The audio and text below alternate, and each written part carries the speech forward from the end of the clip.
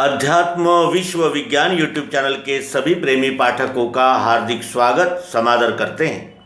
मित्रों, श्रीमद् भगवत गीता यह श्री कृष्ण द्वैपायन व्यास जी ने महाभारत नाम के, जिसे पूर्व में जय कहा जाता था, ग्रंथ में ग्रथित कर रखी है। ये युद्ध भूमि पर भगवान श्री कृष्ण जी ने अर्जुन को दिया हुआ उपदेश भीष्म पर्व में हमें प्राप्त होता है और यह कर्तव्य अकर्तव्य, मनुष्य की वासनाएं, भावनाएं, मनुष्य के उद्धार का, कल्याण का मार्ग आदि विषय पर विस्तृत और सर्वसमावेशक मार्गदर्शन करती है। श्रीमद् भगवत गीता के मार्गदर्शन से कोई अछूता हो, ऐसा इस विश्व में कोई भी नहीं हो सकता। चारों खानियों के सभी जीव प्राणियों के लिए यह सरीका ही उपयोगी, ऐसा मार्गदर्शन भगवान श्री कृष्ण जी ने अर्जुन को किया है। मित्रों, श्रीमद् भगवत गीता ये ऐसी नौका है कि इसमें जो बैठा उसका तरना, उसका उतरना निश्चित है और ऐसी निश्चित गंतव्य तक पहुंचाने वाली इस महान विज्ञान नौका और इस विज्ञान शास्त्र श्रीमद् भगवत गीता को 700 श्लोकों में ग्रथित कर रखा गया है। 700 श्लोक कंठस्थ हो और 700 श्लोकों का अर्थबोध एक ही समय हो जाए, यह कुछ कठिन सी बात लगती है।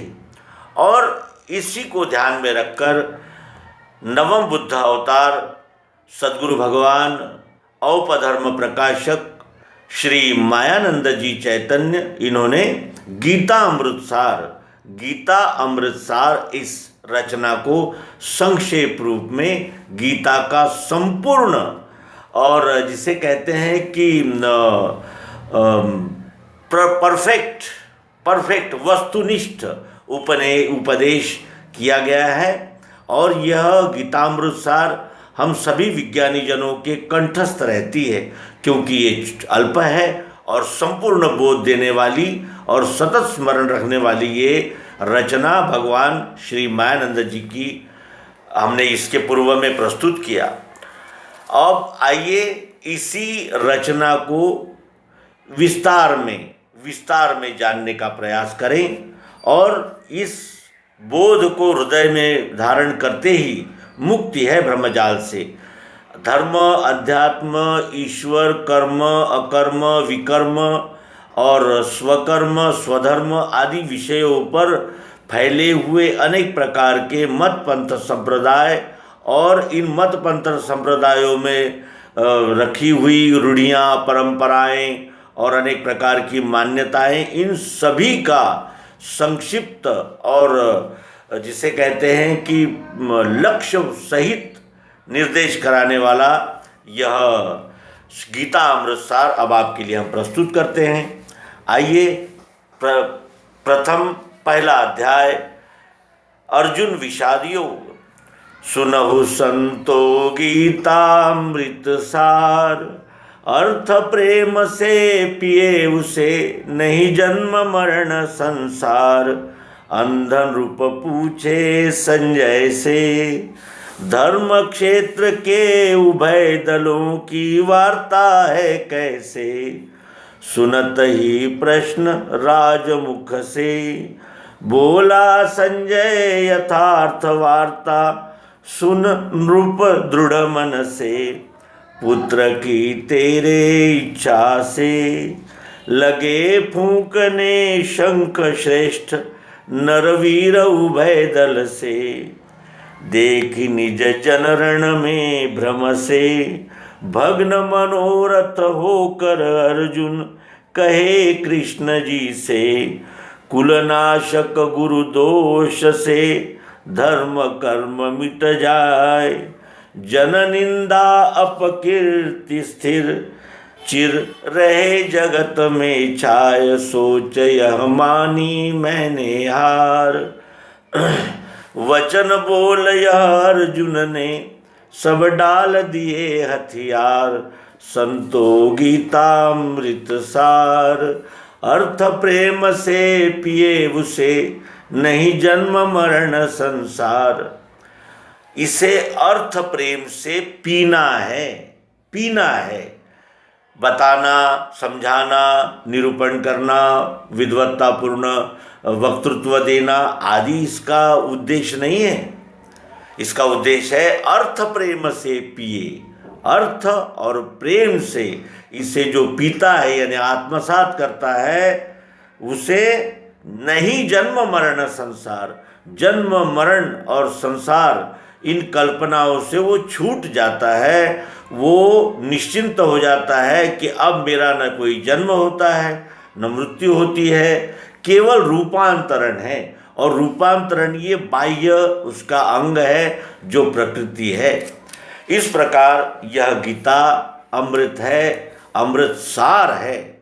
संपूर्ण गीता का सार इस गीता अमृत सार में है। इसलिए हे संतो, आप इसे सुनिए और अर्थ प्रेम से ग्रहण कीजिए, और अर्थ प्रेम से इसे ग्रहण करते ही आपका जन्म मरण संसार विषयक जो भी संशय भ्रम होगा उसका निराकरण हो जाएगा।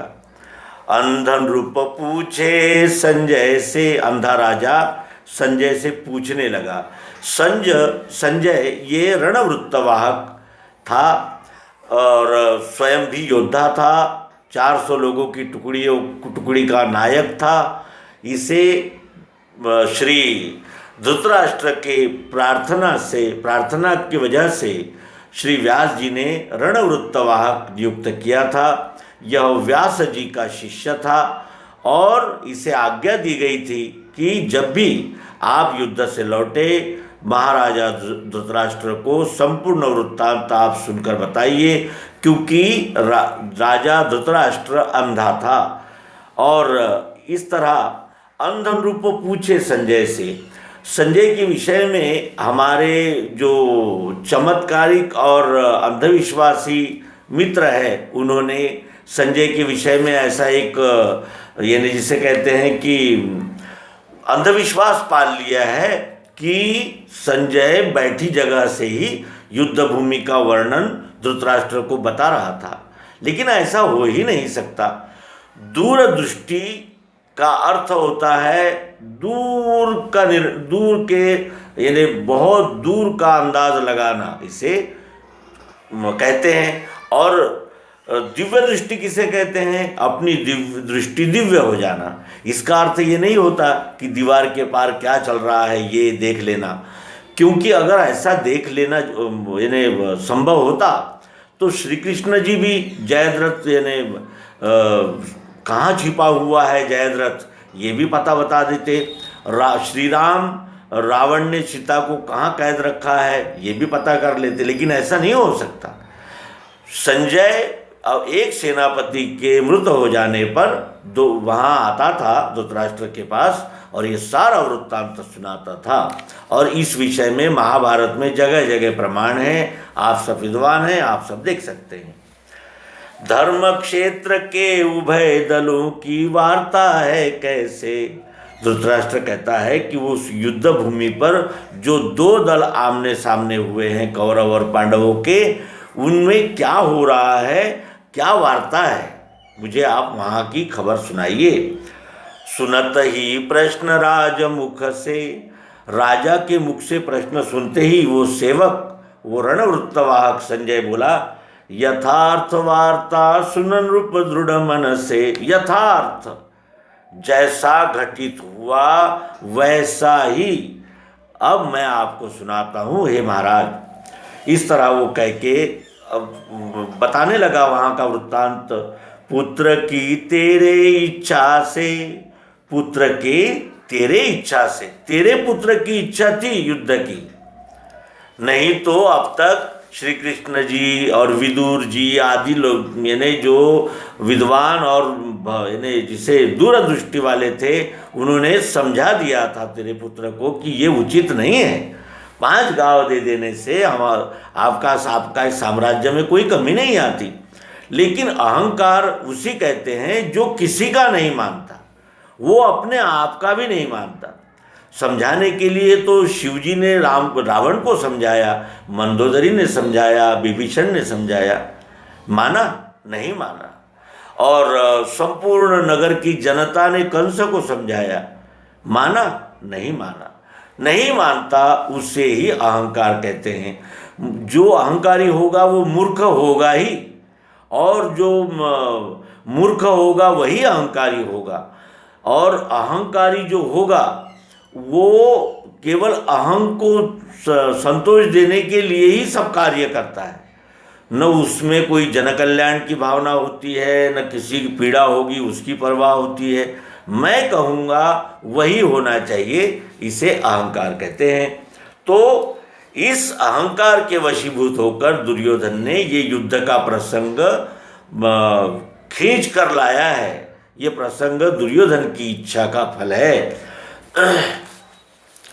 पुत्र की तेरे इच्छा से लगे फूंकने शंख श्रेष्ठ, नरवीर उभय दल से। तेरे पुत्र की इच्छा से वहाँ युद्ध भूमि पर जो श्रेष्ठ नरवीर वहाँ दोनों दलों के उपस्थित है, उन्होंने शंख निनाद किया, यानी युद्ध का आगाज किया, युद्ध की शुरुआत की। युद्ध में शुरुआत में आवाहन देना होता है प्रतिस्पर्धी को। इस प्रकार उस शंख ध्वनि के माध्यम से वहाँ आवाहन दिया गया है प्रतिस्पर्धियों को। देख निज जन रण में भ्रम से, वहाँ अर्जुन ने युद्ध भूमि पर शत्रु न देखते हुए निज जन देखा। मेरे लोग, मेरे लोग, मेरे लोग है ये, साला, मामा, काका और ये भतीजे, भाई, पुत्र, ये सब लोग मेरे हैं, ऐसा निज जन, मेरे लोग रण में युद्ध की आकांक्षा से आए हुए देखकर भ्रमित हो गया। देखी निज जन रण में भ्रम से, भग्न मनोरथ होकर अर्जुन कहे कृष्ण जी से। उसके जो मनोरथ थे वो भग्न हो गए, यानी टूट गए सारे सपने। अरे मैं जिनके लिए ये राज्य और भोग चाहता हूँ वही यहाँ मरने आ गए। ये मेरे गुरुजन जिनकी अवज्ञा मैंने कभी नहीं की, द्रोणाचार्य की एक आज्ञा पर मैं द्रुपद राज को हराकर बंदी बनाकर लाया। भीष्म जो हमारे पितामह है उनकी मैंने कभी कोई आज्ञा नहीं टाली। ये लोग मेरे प्रतिस्पर्धी है, मेरे लोग, मैं इन्हें मारूंगा। ये कैसा विचित्र बात है, मैं इन्हें नहीं मारूंगा, भले ये मुझे मार दे लेकिन मैं इन्हें नहीं मारूंगा। इस प्रकार वो मनोरथ टूटा हुआ मनुष्य मन के पीछे चलता है। मन के अनुकूल हो तो सुख होता है, मन के प्रतिकूल हो तो दुख होता है।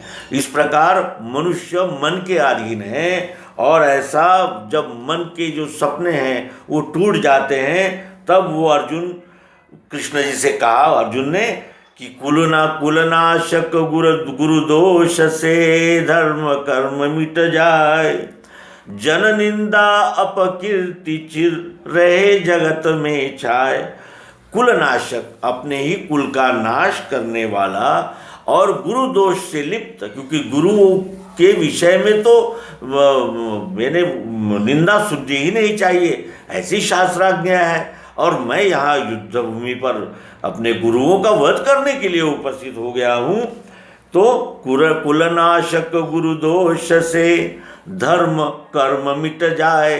धर्म क्या है, क्या करना चाहिए और क्या नहीं करना चाहिए, ये इसे धर्म कहते हैं। और कर्म, कर्म यानी हमसे हमारे हाथों होने वाले कर्म जो होते ही है, स्वभाव से बंधा है कौन्तेय। अरे ये क्षरगति कर्म प्रधान है, यहाँ बगैर कर्म किए कोई क्षण भर भी नहीं रह सकता, ये सत्यता है। तो कुलनाशक गुरु दोष से धर्म कर्म मिट जाए, ये धर्म और कर्म मिट जाएंगे, गुरु दोष सर पर आ जाएंगे और कुल का नाश हो जाएगा। जन निंदा को टालने के लिए भगवान श्री राम ने सीता का त्याग कर दिया जब वो गर्भवती थी। ये अपने स्वयं के चरित्र पर कलंक लिया। जन निंदा नहीं होनी चाहिए। राजा जनता का प्रतिनिधि होता है।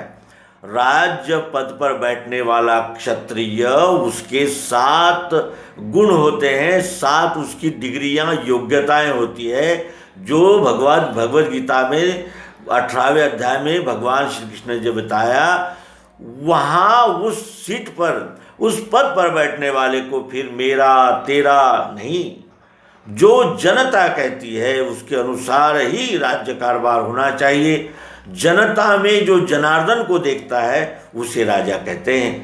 तो जब भगवान श्री राम जी ने इतना बड़ा इन्हें कलंक लेकर भी जननिंदा की परवाह की, वो जननिंदा मेरे सर आने वाली है गुरुदेव। भगवान श्री कृष्ण जी से कहता है कि जननिंदा अपकीर्ति, अपकीर्ति, अपकीर्ति यानी अपकीर्ति। आज रावण को, हिरण्यकश्यपु, दुर्योधन, कंस को होकर कितने वर्ष हुए, लेकिन अपकीर्ति आज भी बनी है, अपकीर्ति आज भी बनी है। क्यों? क्योंकि कार्य ही ऐसा है। तो इस तरह जननिंदा अपकीर्ति चिर सदैव रहेगी। मैं नहीं रहूंगा, यानी ये शरीर नहीं रहेगा तब भी ये अपकीर्ति रहेगी और सदा जगत में छाई रहेगी। लोग जिस तरह ये रावण, हिरण्यकश्यपु, हिरण्याक्ष, इनका मधुकैटभ, चंडमुंड इनका उल्लेख करती है, उसी मेरी योग्यता में मैं चला जाऊंगा और मेरी अपकीर्ति चिर सतत रहेगी। सोच यह मानी मैंने हार, ऐसा सोचकर मैंने हार मान ली है। मैं हार मानता हूँ, हार गया हूँ मैं युद्ध। अब ये चाहे मुझे मारे काटे, लेकिन मैं इनका वध नहीं करूँगा, इन्हें नहीं मार सकता मैं, ये मेरे है, मेरे है। और सोच यह मानी मैंने हार, वचन बोल यह अर्जुन ने सब डाल दिए हथियार। इस प्रकार बोलकर अपना गांडीव, धनुष्य बाण रथ के पिछले भाग में रख दिया। रथ के पिछले भाग में रोता हुआ, सर पर हाथ देता हुआ बैठ गया। कहने लगा, भगवान मुझसे खड़ा भी नहीं हुआ जा सकता, अब मैं युद्ध कैसे करूं? आप बताइए, ये सारे मेरे लोग हैं, इन्हीं के लिए तो मैं राज्य भोग चाहता था, यही यहाँ मरने आ गए हैं। इस प्रकार वो मोहित हो गया, दुखी हो गया और पूछता है भगवान श्री कृष्ण जी से कि मैं क्या करूं, क्या न करूं, ये मेरे कुछ ध्यान में नहीं बैठता है भगवान। इस तरह अर्जुन विषाद योग नामक अध्याय का गीतामृत सार हमने सेवन किया। हम सतत मनन चिंतन की प्रक्रिया द्वारा इस बोध को हृदयस्थ करेंगे और इसको हम, जैसे खून हमारे नस नस में बहता है, उसी तरह हमें सतत इस बोध का स्मरण रहे। यही शुभकामना आप सहित सबको देते हुए नर्मदे हर विश्वरूप परमात्मा की जय, सद्गुरु भगवान की जय।